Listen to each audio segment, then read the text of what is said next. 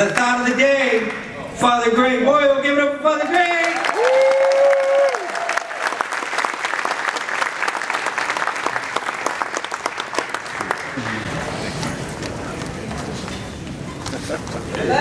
Thank you. Thank you for being here. So normally the thought of the day is just kind of a little pithy thing, but I want to welcome you mainly for being here. It was so wonderful last night to see folks gathered and to see this room filled as it is. You know, I applaud you for the courage of your tenderness and for the bravery of your curiosity. Curiosity conquers fear, and because all of you in this room dedicate yourself to a certain kind of stance in the world that cherishes people enough so that they can welcome pain in, and they can welcome them into their home, and until the pain has transformed them and has taught them what it needs to teach them. And then you show the pain to the door because you don't want the pain to overstay its welcome. So there's a bravery in your curiosity and courage of your tenderness that I applaud you, and that's what we celebrate now in our 9th year of this gathering. After the tragic, horrific incident in Uvalde, Texas, I was reading the newspaper, and a bishop commented on it, and he says, you know, the scripture shows us that God stands with the victims and not the victimizers. And I put the paper down and I said, yeah, the God of love stands with all of us.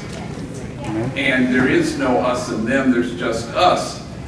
Which is why, again, I applaud you and the courage of your tenderness to stand with the demonized so that the demonizing will stop.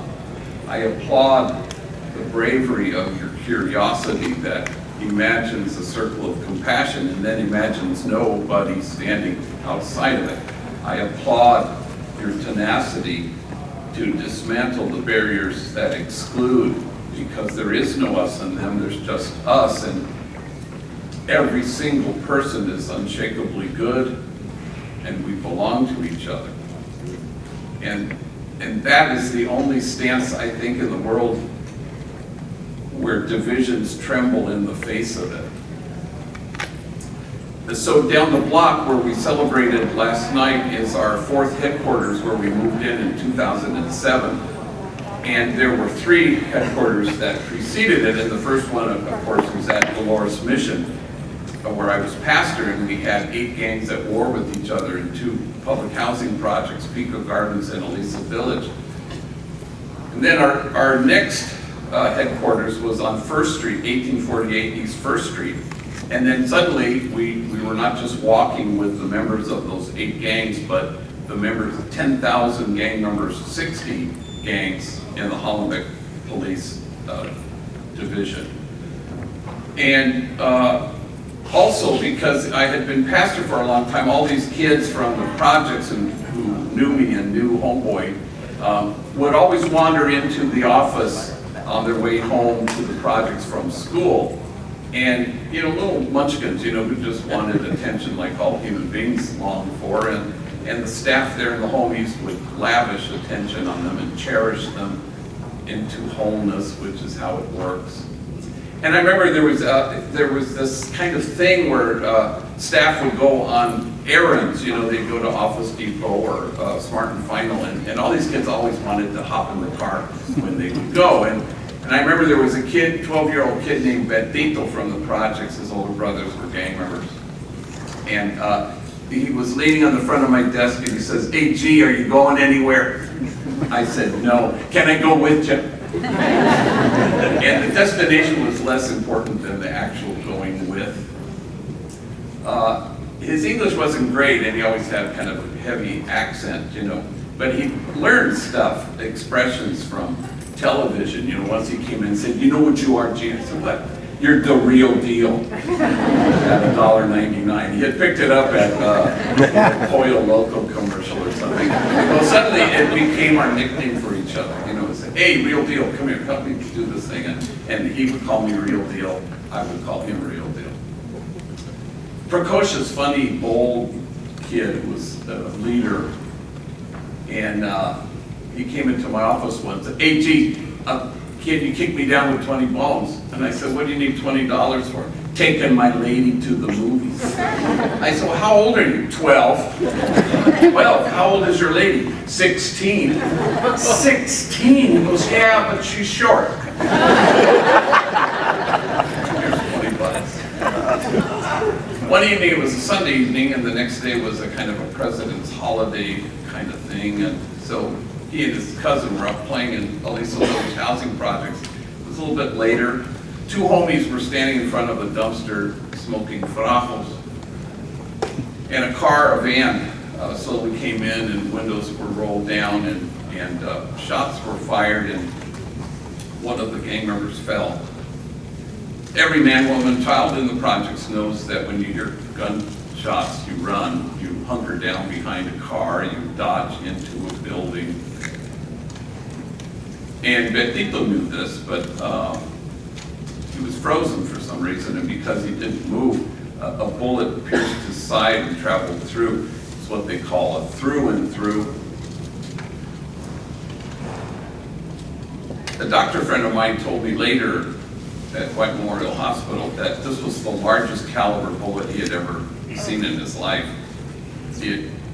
Just the sheer traveling and the sheer reverberation as it moved through his body rendered him paralyzed from the waist down, though the bullet had never touched his spine. So I went to the hospital and was kind of sitting vigilant with the grandmother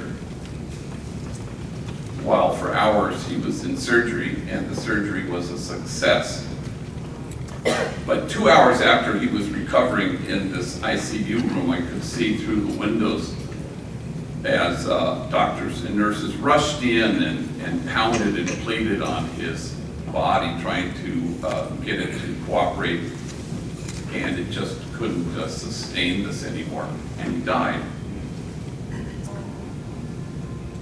And he was 12 years old.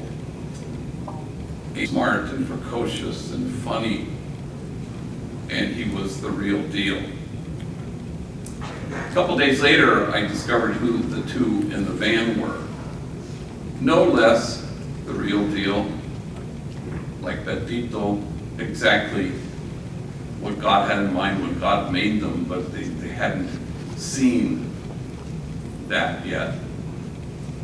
Both mothers of sons, both treasures to be cherished into wholeness, into thriving, into full flourishing. But they hadn't yet transformed their pain, so they kept transmitting it. This is what you do for a living, and this is why we gather, so that we can reflect on what we are charged to do, which is to stand with the demonized so that the demonizing will stop, so that we can imagine together a circle of compassion and then imagine nobody standing outside that circle, so that we can dismantle the barriers that exclude and create, in fact, a community of kinship such that God might recognize it, where everybody is unshakably good and we belong to each other. And so I applaud you for the courage of your tenderness and the bravery of your curiosity and for the quality of your hearts. Thank you for being here.